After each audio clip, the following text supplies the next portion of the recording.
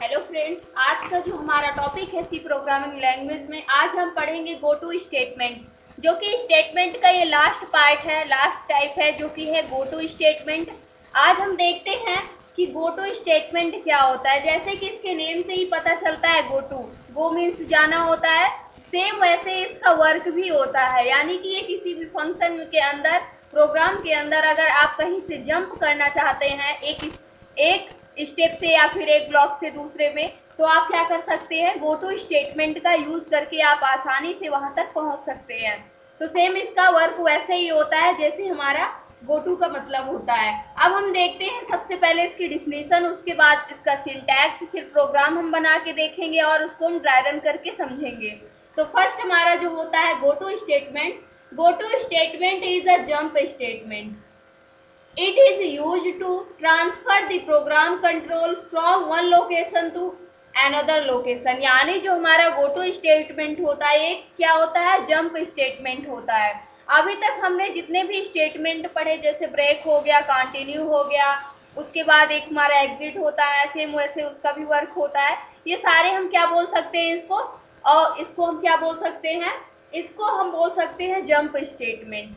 Same वैसे हमारा go to होता है, इसको भी हम क्या कहते हैं, जंप स्टेटमेंट। ये करता क्या है, it is use to transfer the program control from one location to another location. यानी ये क्या करता है, जो भी हमारा प्रोग्राम होता है, प्रोग्राम का कंट्रोल होता है, उसमें यूज होता है, यानी कि प्रोग्राम को एक लोकेशन से दूसरे किसी अनदर लोकेशन पर अगर आप ले जाना चाहते हैं स्टेटमेंट को, तो आप क्या कर सकते हैं, आप गो टू स्टेटमेंट का यूज कर सकते हैं। तो सेम अब हम इसका सिंटैक्स देखते हैं। सिंटैक्स में क्या होता है, गो टू को हम एक लेवल भी बोलते हैं, यानी क्योंकि इसमें लेवल होते हैं कि कितने लेवल पे आपको जाना है, आपको जंप करना है, या फिर कितने लेवल आप बनाना चाहते हैं। सबसे पहला तो इसमें जो सिंटैक्स होता है, इसको दो तरीके से लिखा जाता है। आपको कभी कभी प्रोग्राम में जो होगा वो फर्स्ट टाइप जो हमारा होता है, इसमें क्या होता है, सबसे पहले गो टू क्या होता है, हमारा एक कीवर्ड होता है सी प्रोग्रामिंग लैंग्वेज में। इसको क्या करते हैं, सबसे पहले गो टू को लिखते हैं, उसके बाद लेबल लिखते हैं, और इसका लेबल लिखने के बाद हम सेमी कॉलन से इसे क्या कर देते हैं, क्लोज कर देते हैं।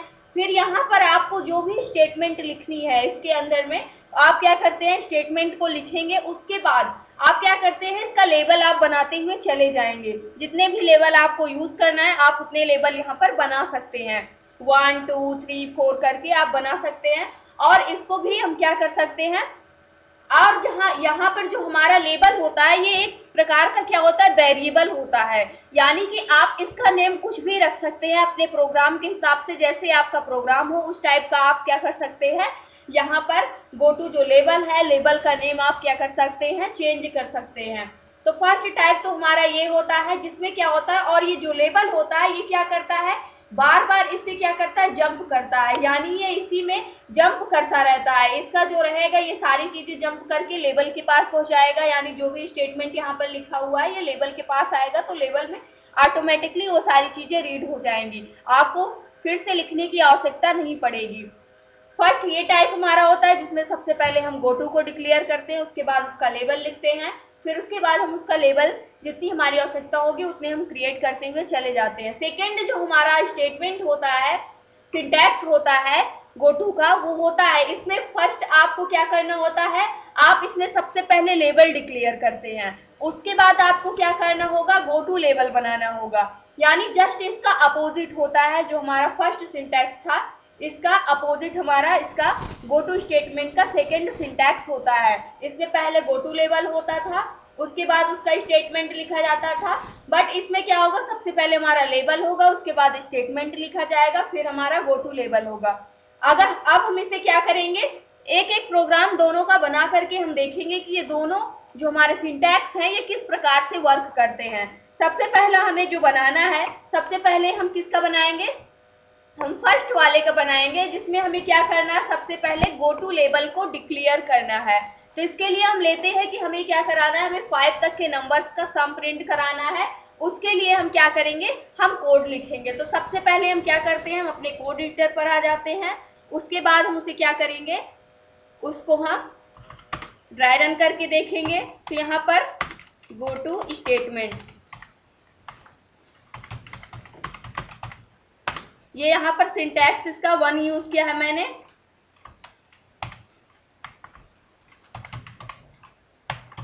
सिंटैक्स फर्स्ट कम हमने यूज करके ये प्रोग्राम बनाया है। हमें क्या करना है, हमें नंबर्स को क्या कराना है, सम कराना है। तो इसके लिए अब हमें करना क्या होगा, सबसे पहले हमें यहाँ पर अपनी हेडर फाइल को डिक्लेयर करना होगा।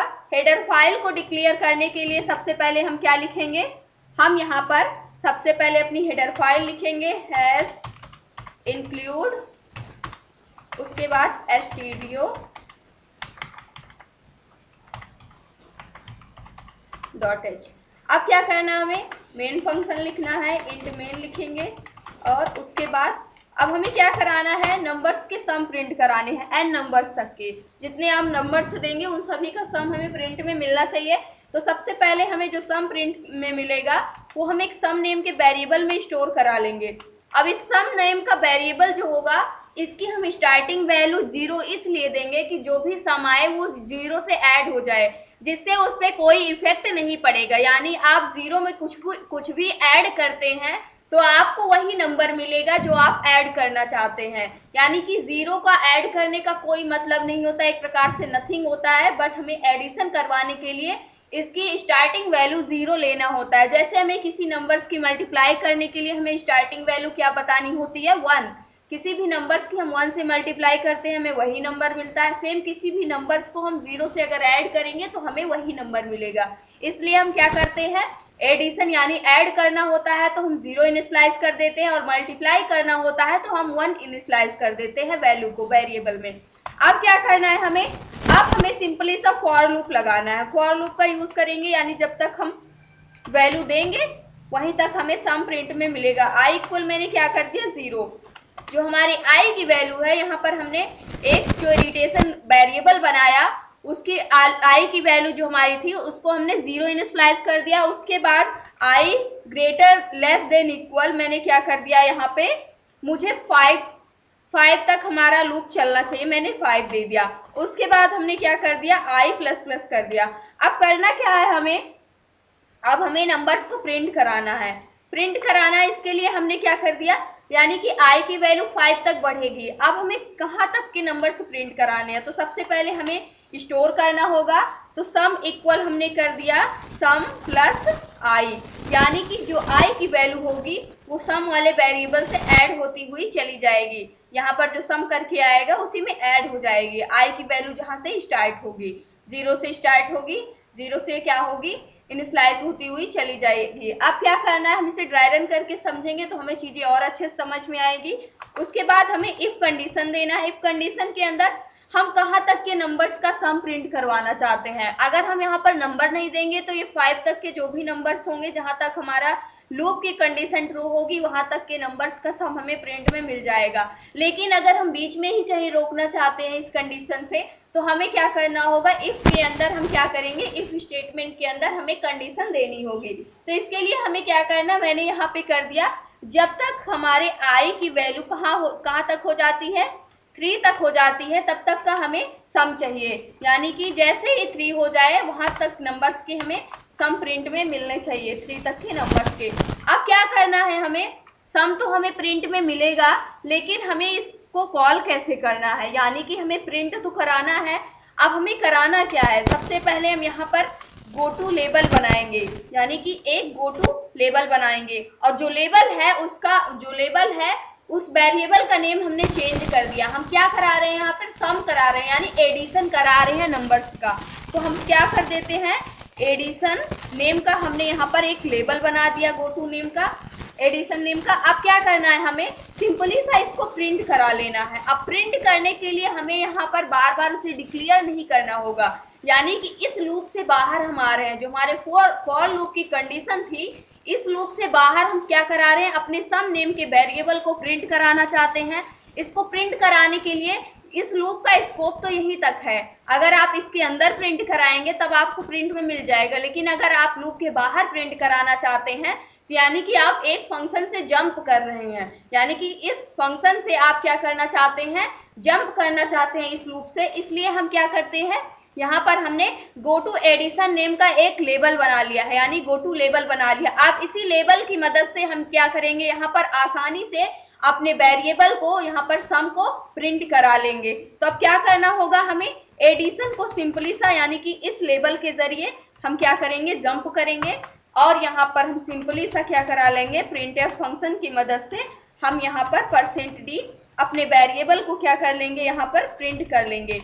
अब करना क्या है हमें, यहाँ पर हमारा वेरिएबल प्रिंट हो जाएगा और हम यहाँ पर क्या कर देंगे, रिटर्न 0 कर देंगे। अब क्या करना, हम कंट्रोल+S करके सेव करेंगे और F11 करके अपने प्रोग्राम को हम रन करते हैं। यहाँ पे अब हमारा प्रोग्राम जो है सक्सेसफुली रन हो गया। यहाँ पे 6 हमें प्रिंट में मिला है। 6 क्यों प्रिंट में मिला है, हम इसे ड्राई रन करके समझते हैं।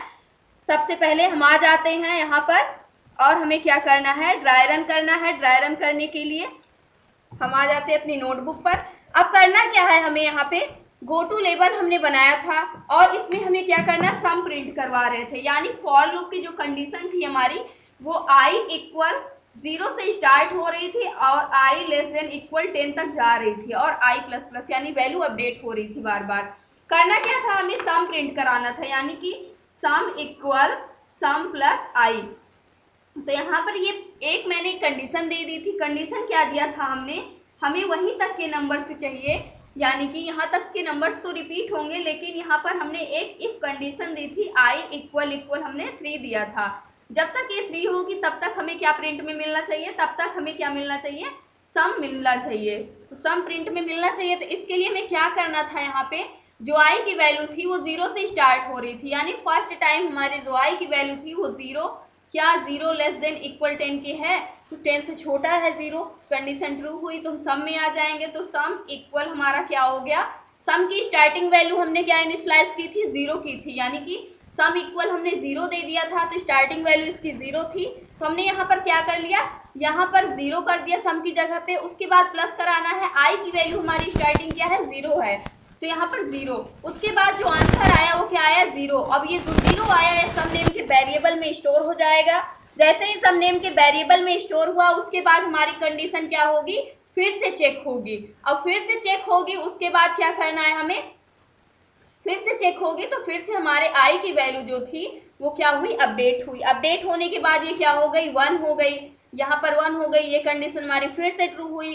फिर से सम नेम के हम वेरिएबल में आ जाएंगे। अब सम की वैल्यू क्या हो चुकी है, 0 हो चुकी है, लेकिन हमारे i की वैल्यू 1 हो चुकी है। तो 0 + 1 करेंगे हम, इस वाले सम की वैल्यू लिए हम, जो आंसर आया था इसका रिटर्न होकर। उसके बाद हमें सम की वैल्यू क्या मिल गई, 1 मिल गई। उसके बाद फिर से हमारे लूप की कंडीशन चेक होगी। फिर से अब हमारी वैल्यू क्या हो गई, अपडेट होकर के 2 हो गई i की वैल्यू। अब क्या होगा, सम नेम के वेरिएबल में अब हमारी सम की वैल्यू क्या है, यहाँ पे 1 है, तो 1 प्लस हम क्या कर देंगे, 2 कर देंगे, तो हमें क्या मिल गया, 3 मिल गया। अब फिर से हमारी वैल्यू क्या होगी, अपडेट होगी। अपडेट होने के बाद हमें क्या मिल जाएगा, अब यहाँ पे 3 मिल गया। 3 मिल गया, जैसे ही 3 मिला वैसे ही फिर क्या कर लेंगे, सम कर लेंगे। सम करेंगे तो यहाँ पर क्या हो गया, अब हमारे जो सम की वैल्यू है वो 3 हो चुकी है, तो 3 प्लस और i की वैल्यू क्या है, हमारी 3 है, तो 3 + 3 इक्वल कितना आ गया, हमारा 6 आ गया। यही आंसर हमें मिल रहा है और ये आगे तक ऐड करेगा। लेकिन हमने कंडीशन क्या दी है यहाँ पर, इस लूप के अंदर हमने सिंपल सी कंडीशन ये दिया है कि जैसे ही हमारी i = 3 हो, यानी कि जैसे ही i की वैल्यू 3 के इक्वल होती है, उसके बाद जो हमारी वैल्यू है वो अपडेट नहीं होनी चाहिए, यानी कि उसके बाद की जो वैल्यू है वो उसका सम हमें प्रिंट में नहीं मिलना चाहिए। तो जैसे ही यहाँ पर 3 हो गया, अब आगे तक का ये सम कैलकुलेट करता है तो इससे कोई फर्क नहीं पड़ता है, क्योंकि हमने यहाँ पर इफ कंडीशन के अंदर अपने 3 तक की वैल्यू का ही सम कराने के लिए इसे कंपाइलर को बोला था। तो यहाँ तक का हमें सम मिल जाएगा, आगे का सम होता है तो वो हमें दिखाई नहीं देगा, क्योंकि हमने जो कंडीशन दी थी वो 3 नंबर्स तक का सम हमें प्रिंट में मिलना चाहिए। तो इस प्रकार से हमें जो सम नेम का वेरिएबल था उससे क्या हुआ, प्रिंट में 6 मिल गया। अब प्रिंट में कैसे मिला, हमने यहाँ पर क्या बना रखा था, एक गो टू, यानी कि यहाँ पर हमने गो टू नेम का, इसके अंदर हमने क्या बनाया था, गो टू एडिशन नेम का एक वेरिएबल बनाया था, जो कि क्या कर रहा था, जो ये एडिशन हो रहा था यानी जो ये सम हो रहा था, इसको जंप करा करके इसके अंदर क्या कर देगा, स्टोर कर देगा।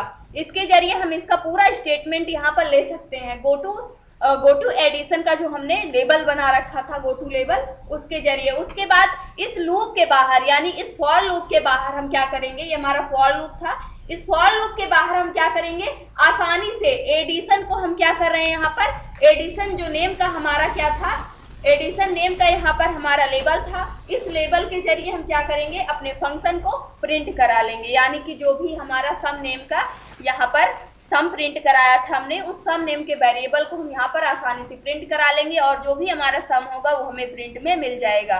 तो इसका जो नेक्स्ट टॉपिक है, यानी कि उसमें हम देखेंगे कि पहले हम लेबल कैसे यूज करते हैं, उसके बाद गो टू लेबल का हम यूज कैसे करते हैं, यानी सिंटैक्स 2 को हम नेक्स्ट वीडियो में डिस्कस करेंगे। यानी कि इस सिंटैक्स 2 का यूज करके हम किसी भी प्रोग्राम को कैसे बनाते हैं। तो आई होप दोस्तों आज का ये टॉपिक हमारा जो कि था गो टू स्टेटमेंट आपको समझ में आया होगा। अगर वीडियो अच्छी लगी हो तो प्लीज लाइक करना, शेयर करना और हमारे चैनल को सब्सक्राइब करना। Thanks for watching this video.